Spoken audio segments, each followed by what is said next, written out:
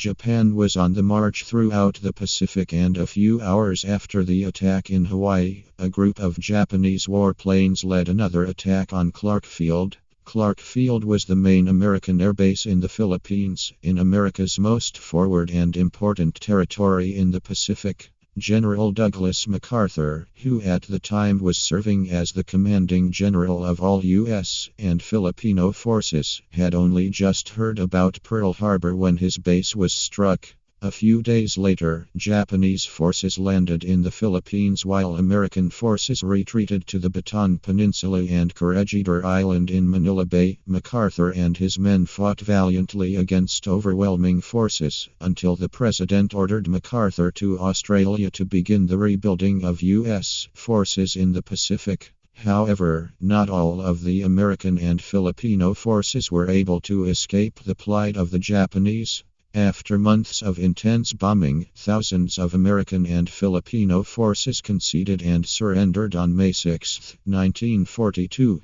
Their struggles were far from over for those who surrendered, however, as the Japanese forced the Americans and Filipinos to march over 60 miles to a railhead where they were shipped to prison camps. Their journey would later be referred to as the Bataan Death March, since many either died or were executed during this forced march. For those who did survive, they would endure brutal, inhumane conditions while under Japanese control.